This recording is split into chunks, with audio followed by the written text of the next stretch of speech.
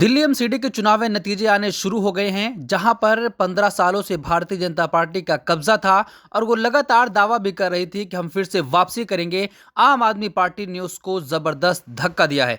आम आदमी पार्टी का दिल्ली एमसीडी में कब्जा होने जा रहा है। जिस तरीके से अभी तक बहुमत साफ तौर पर आम आदमी पार्टी के पक्ष में है, वहीं पर एक और पार्टी ऑल इंडिया मजलिस-ए-इत्तेहादुल मुस्लिमीन इस बार दिल्ली एमसीडी में अपने कुछ प्रत्याशियों को उतारी थी।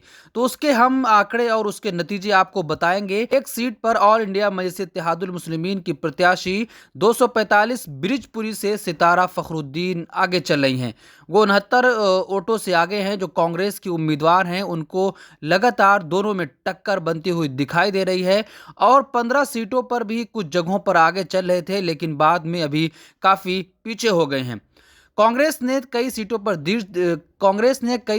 पर जीत दर्ज कर ली है और आम आदमी पार्टी का राज अब दिल्ली एमसीडी में कायम होने जा रहा है। जिस तरीके से दिल्ली एमसीडी में चुनावी मुद्दा बना था कि कूड़ा नहीं साफ होता है, हम कूड़े को पहाड़ को साफ करेंगे, दिल्ली की जनता ने आम आदमी पार्टी को अब सत्ता सौंप दी है। देखने की बात होगी कि आम आदमी पार्टी अपने वादों पर कितना खरा उतरती है।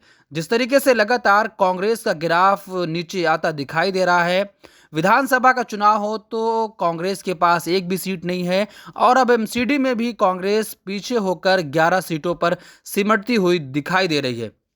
आम आदमी पार्टी के लिए सबसे बड़ा चैलेंज होगा कि क्या वो भारतीय जनता पार्टी को 100 सीटों के अंदर रोक पाती है या नहीं, क्योंकि जिस तरीके से कांटे की टक्कर है, कभी भारतीय जनता पार्टी आगे चलती दिखाई दे रही है तो वहीं पर कभी आम आदमी पार्टी आगे हो जाती है। लेकिन अब साफ तौर पर यह हो गया है कि आम आदमी पार्टी को बहुमत मिलती दिखाई दे रही है और अब दिल्ली एमसीडी पर राज आम आदमी पार्टी का कायम होने जा रहा है। जिस तरीके से अरविंद केजरीवाल ने कहा कि अगर हमारे विधायक हैं तो हमारे पार्षद भी होने चाहिए, जिससे हम आसानी से एमसीडी में काम कर सकते हैं।